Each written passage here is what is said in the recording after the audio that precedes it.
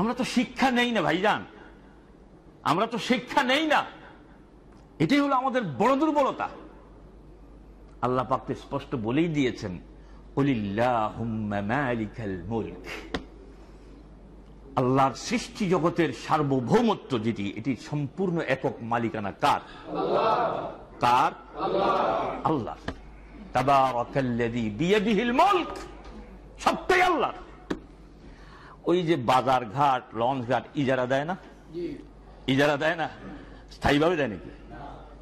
তোমাদেরকে আমি একটু ইজারা স্বরূপ দিছি আর কি, কয়দিন এই ইজারা পাইয়ে তুমি মনে করো যে আর কখনোই তোমার পতন হবে না। আর এটা তো আমার, আমি যখন নিতে চাইবো হাজারো চেষ্টা করে তুমি ধরে রাখতে।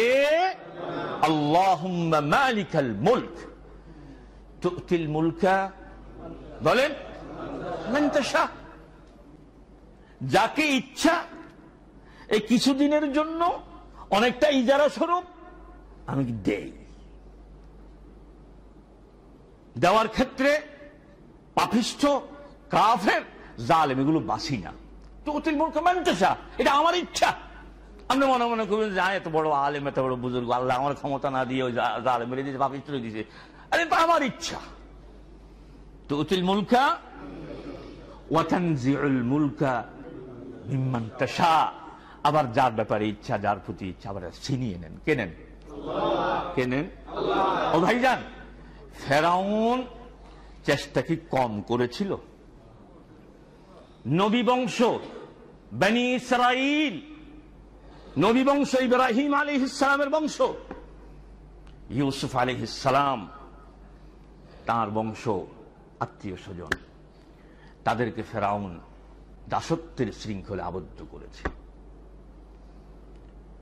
যখন স্বপ্নে দেখলো, স্বপ্নের ব্যাখ্যাকার যখন বলল এই বনি ইসরাইলের মধ্য থেকে একজন জন্ম নেবে বলল, তখন তার প্রতিদ্বন্দ্বী, ক্ষমতার প্রতিদ্বন্দ্বী যেন হয়ে পৃথিবীতে কেউ আসতে না পারে, এখন তো নাই যেন আসতে না পারে, এই জন্য কি করলো?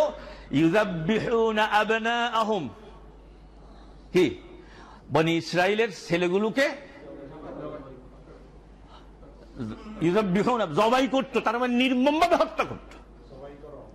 কি এরপরে কি তাদের মেয়েগুলোকে বাঁচিয়ে রাখতো, এইভাবে করছে। এরপরেও আল্লাহর যখন চূড়ান্ত সিদ্ধান্ত এসে গেল, তখন এ কথা বলেও পার পাইনি। আমানতু আন্নাহু লা ইলাহা ইল্লাল্লাযী আমানাত বিহি বানু ইসরাঈল ওয়া আনা মিনাল মুসলিমিন। আমি এখন ঈমান আনলাম ওই ইলাহের প্রতি, ওই সত্তার প্রতি, বনি ইসরাঈলা যার প্রতি ঈমান এনেছে, আমি তখন মুসলমানদের অন্তর্ভুক্ত হয়ে গেলাম। এ কথা বলেও পার। আল্লাহ বলেছেন টিটকারির সুরে, তাচ্ছিল্যের সুরে, ও ফেরাউন,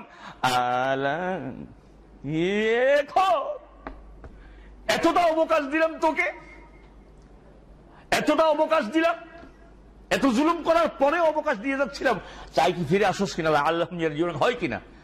এখন আল্লাহর পাকড়াও থেকে ফেরাউন বাঁচতে, কিন্তু ইতিহাসের একটা নির্মম শিক্ষা হচ্ছে মানুষ ইতিহাস থেকে শিক্ষা নেয় না। কথা ঠিক কিনা ভাইজান? শিক্ষা নেয় না, শিক্ষা নেয় না। আল্লাহ তো এই যে ফেরাউনের মতো শাসকের হাত থেকে ক্ষমতা ছিনিয়ে নিতে কামান, গোলা বারুদ লাগছেনি? আল্লাহ ভাই লাগছেনি? হানির তো কুদ্দুস আলী শুকাইছে, কোনখানে শুকাইছে? হানির তো কুদ্দুস শুকাইছে, এখন আমান্তু ইমানানজি ইমানানজি ইমানানজি পারে না। নম্রতার মতো স্বৈর শাসককে জুতা পেটা করে শেষ করে দিস। কি এটা আল্লাহর পক্ষে সম্ভব? ইন্নাল্লাহ আলা কুল্লি শাইইন কাদির। তবে মজলুমদেরকে ধৈর্যের পরিচয় দিতে হয়, কারণ এখানে মজলুমদের পরীক্ষা চলছে। কি ভাইজান? এই জন্য আমি অনেক জায়গায় বলছি, ভাইজান মজলুম হন, জালেম হয়েন না। আবারও বলছি, এখনো যারা আছেন তাদের সকলকে বলছি, ভাইজান প্রয়োজনে মজলুম হন, জালেম হয়েন না। তৃতীয়বার বলছি, মজলুম হন, জালেম হয়েন না। কারণ মজলুমের পক্ষে আল্লাহ আছেন, জালেমের পক্ষে আল্লাহ। আমরা তো অধ্যয়ন করি না, মুশকিল হচ্ছে এই।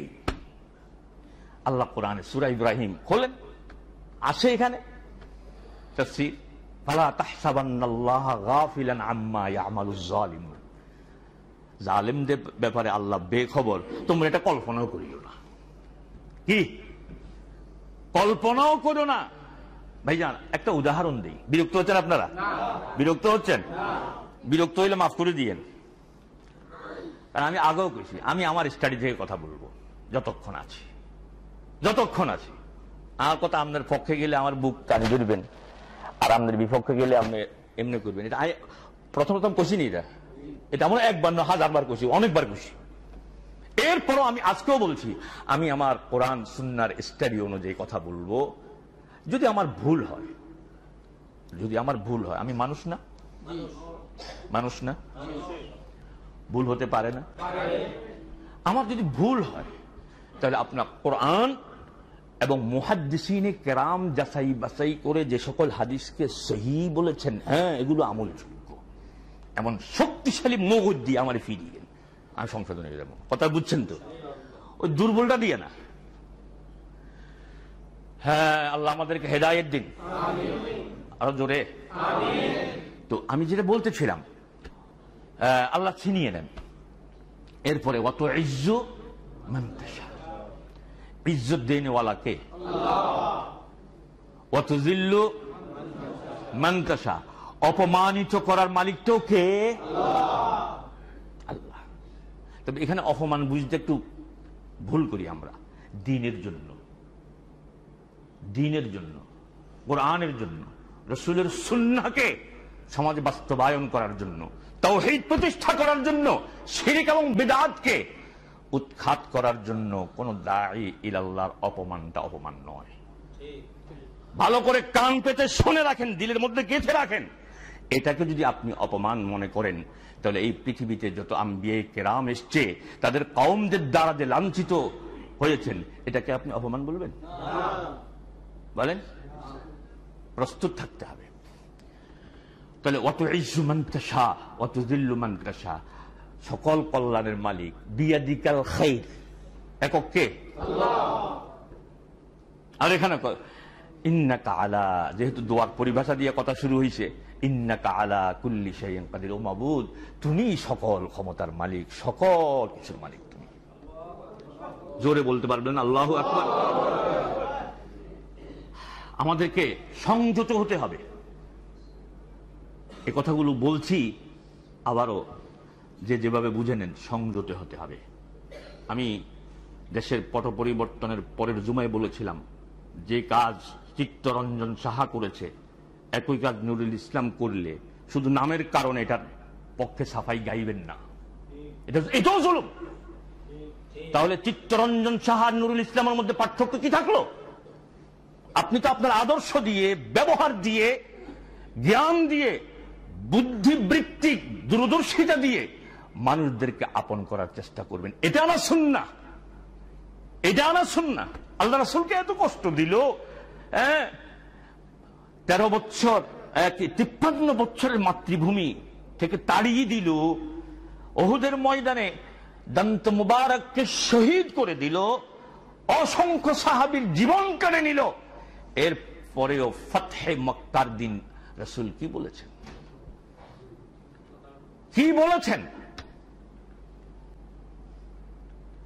আমরা রাসূলের সুন্নাহর যথাযথ অনুসরণ করার চেষ্টা করব। আল্লাহ তৌফিক দিন।